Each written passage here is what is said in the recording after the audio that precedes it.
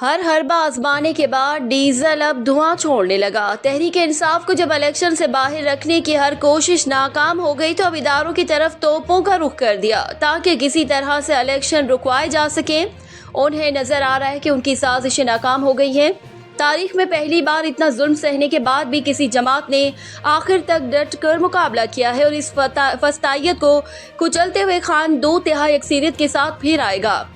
सुनने में आया है कि बगैर दांतों वाले शेर ने फिर से ताकतवरों से मदद मांगना शुरू कर दी है, जिस पर आगे से मुंह की खानी पड़ी है।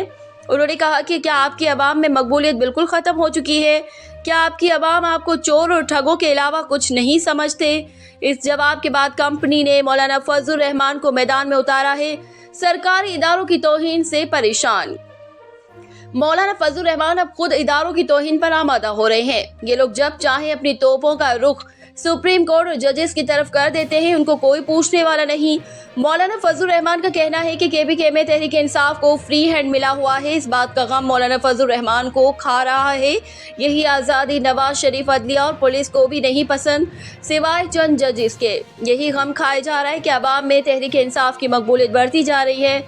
मौलाना 5 लाख उलमा की क़यादत करने का दावा करता है, लेकिन अमली सियासत में उनका अपना खानदान ही नजर आता है। मौलाना 3 सीटों से खुद इलेक्शन लड़ता है, 2 नेशनल सीटों पर उसके दोनों बेटे इलेक्शन लड़ते हैं। खवातीन की मखसूस नशिस्तें भी अपनी फैमिली के लिए मखसूस की हुई हैं। डीजल को उम्मीदवार नहीं मिल रहे, इसीलिए धुआं छोड़ रहा है। दरअसल मौलाना को जबरदस्त झटका लगा है, क्योंकि जमीयत उलमा इस्लाम शिरानी ग्रुप ने भी बल्ले के निशान के साथ इलेक्शन लड़ने का फैसला कर लिया है। ये तारीख का वाहिद इलेक्शन है जिसमें ना मौलाना फजलुर रहमान का इस्लाम बिक रहा है, ना कौमियत का नारा काम आ रहा है। बस हर तरफ से एक ही आवाज़ आ रही है कि इमरान खान 2/3 अक्सरियत से वापस आ रहा है। अब आम याद रखें कि मौलाना फजलुर रहमान जला हुआ कारतूस है। जब बलूचिस्तान में सैलाब आया, 1000 से ज़ायद घर तबाह हो गए, लेकिन मौलाना ने बलूचिस्तान वालों का हाल तक ना पूछा।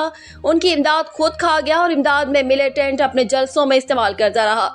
एक तरफ बलूचिस्तान डूबा हुआ था और दूसरी तरफ मौलाना का बेटा कल्चरल शो मुनक्किद करवा कर कौमी नाच से लुत्फानंदोज हो रहा था।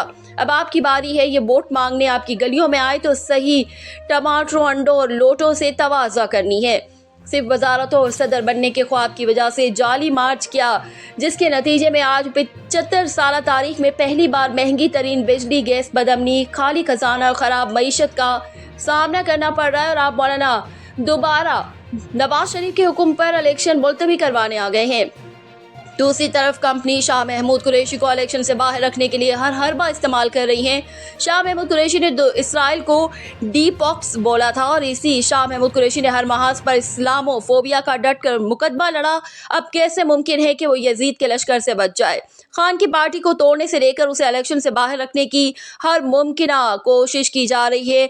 मान ले कि खान के बगैर पाकिस्तानी सियासत में कुछ भी नहीं।